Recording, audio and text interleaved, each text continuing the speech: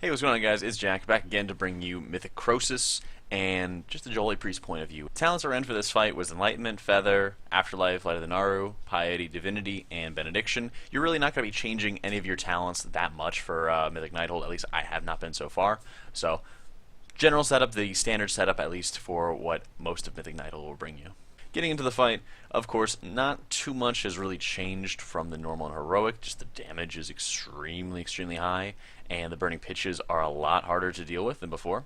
So, for my setup, for my preparation for this, a lot of it is going to be diverting between your time on tanks, because we didn't have a paladin, time on tanks, and then time AoE healing the raid, and devoting, certain attention especially to certain areas. So, for example, I'm trying to spend as much time during my innervates as possible, using prayer of healing, because the amount of mastery that I have around is close to 40%. I'm just doing tons and tons of free mastery healing, super powerful, and having that spread as much as possible from prayer of healing is just extremely strong. Mastery just is amazing on this encounter in general. But you also have to be able to give particularly large amounts of attention to the tanks because they are getting beaten up big time on this fight. With the Fell Beams, it's something to kind of keep in mind for all difficulties, but he always alternates his hands. So when we're getting our burning pitches, for example, the Shaman and I don't run too far back because we need to be able to heal the tanks as best we can. So we will always run to the area where he last Fell Beamed, because there is going to be a Fell Beam immediately after most of his burning pitches. So we'll say, okay, he Fell Beams on the right side, burning pitch goes out right after, and I'm going to stand on the right side to soak my burning pitch. And I will be able to still heal the tanks, I will be able to still heal the raid, and I won't really have to move for another 5, 6, 7 seconds or something like that. So that stuff helps a ton, and then you're also going to see a lot of this fight where I'm devoting most of my energy to pre-casting prayer of healing before any of the orbs are going out, before the slams are going out, all that kind of stuff. Extremely important, and a lot of cases you're finding that the burst healing that you need to do right after the burning pitches is just so high just to get everybody topped back off, because there are going to be some imbalances here and there of just some people soak 2 or 3 pools, some people soak 1, so you need to be able to not only get everyone's health at an equal level, but at a high enough level so that when the orb goes off right after, or when there's a slam right after, you are immediately able to be topping people off. And you're doing that while also keeping the tanks alive. So, you even saw right there where I'm actively casting on the tank, and then he dies in my arms, and I didn't have Guardian Spirit or things like that. It's definitely a lot to prepare for. A lot of your healers, I mean, if you don't have a Paladin, we chose not to run with a Paladin. If you don't have one, you need to be taking extra consideration towards just healing the tanks.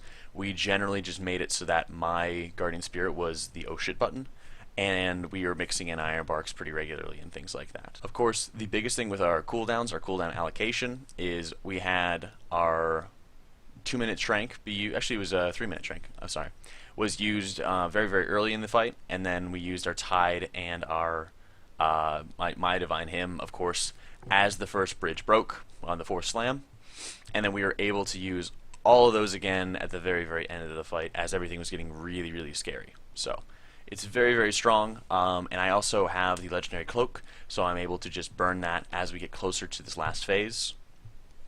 And you'll actually see as well that my Shaman and I wanted to allocate as much damage as we possibly could to the Ret Pallies. So he onked, or he jumped into a Fell Beam with me, he onked right after, and the Paladins got a ton of damage out of it. So it was really cool that we were able to do that, and generally just do what we can to max out the damage. If you are losing people, it's very easy to miss your mark on the DPS check, so keep that in mind.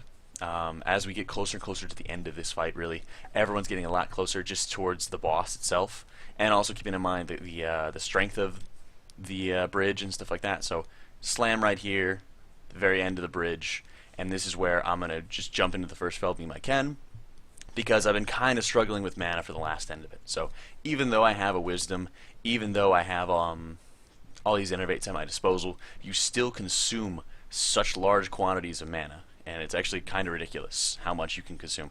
But you can't argue with the results, right? So the fact that you are able just to pump out so much healing, so much free healing, so much extra healing, and just kind of keep people alive as best as you can. It helps out tremendously. Like mastery, like I said on this fight, just excels. It's super super strong, and if you're timing your him or you're typing your angel form right, for right there, I was able to get out of my angel form right as all of the pitches were going out, so I'm able to go soak pitch, and then right here I'm able to use my him in just a second as this orb goes off, So things like that where you're able to prepare and organize your cooldowns as best as you can. Of course, when we go into that corner, we stay in that corner because it goes orb and then into a slam. So we'll have things like the Demon Hunter's Darkness or Spirit Link Totem, things like that, where we're stacking up, getting as much of our AoE healing going as possible, and doing whatever we can to live, really, because this end phase is really the scariest part. And when I'm able to, like there at the very end, where I'm able to use my second potion and able to just do whatever I can to live, and at that point it's just hoping that you can live, hoping that you can get through it. Of course, this fight was a blast, just having the innervates and the wisdoms and stuff like that, and just the heavy underheal of it was extremely fun to do. Enjoy this video, be sure to like, subscribe, and share. Let me know what you guys think. Feel free to join the Discord below, and I'll catch y'all next time.